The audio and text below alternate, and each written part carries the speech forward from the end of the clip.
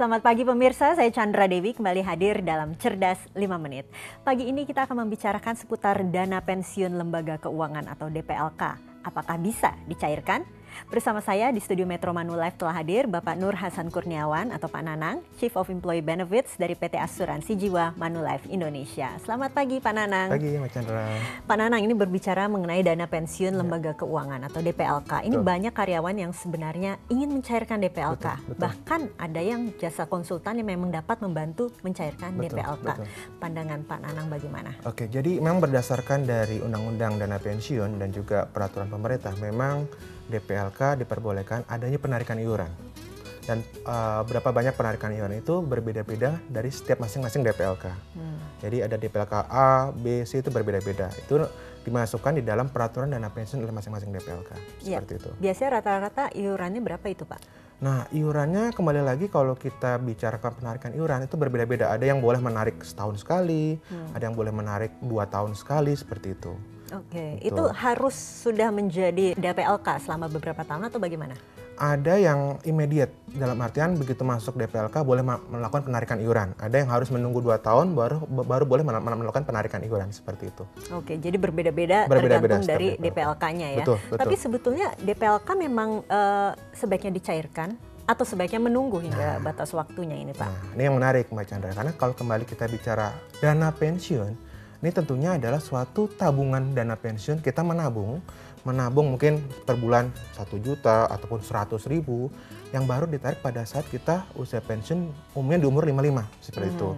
Tapi kalau misalkan kita sudah menabung dana pensiun kemudian ditarik, jadi agak aneh itu. Ini bukan tabungan dana pensiun, tabungan dana tarikan seperti itu Mbak Chandra. Oke, jadi ini mungkin kita harus, paling tidak pemirsa di rumah harus betul-betul menyadari sebetulnya apa pentingnya kita ikut serta di DPLK begitu ya. Sebetulnya manfaatnya apa Pak, barangkali supaya pemirsa lebih memahami lagi. Oke, manfaatnya kalau kita bicara punya program DPLK atau dana pensiun, tentunya kita baru pensiun di umur 55. Mungkin kalau saat ini kita menabung di umur 20-30, kita masih segar bugar, masih bisa berangkat kantor dengan sehat, dengan enak.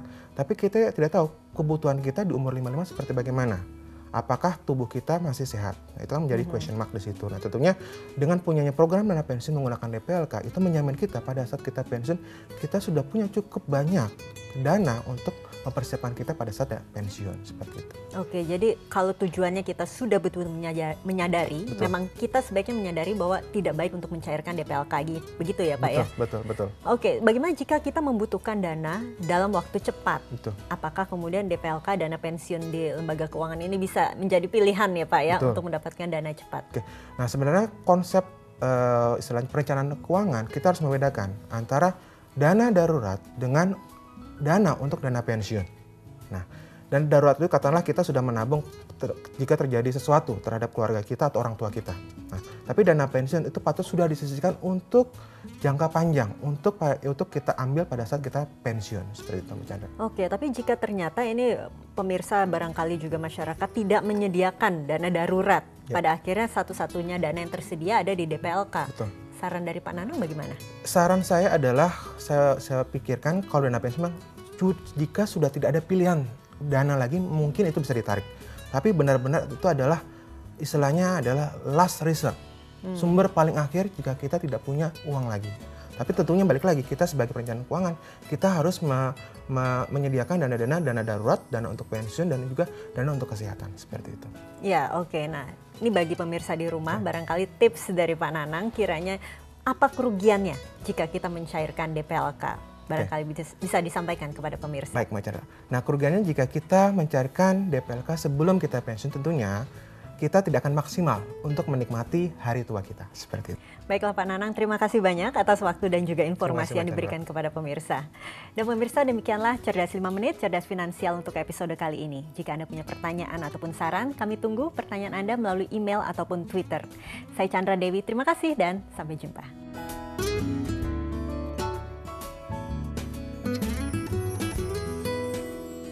Dipersembahkan oleh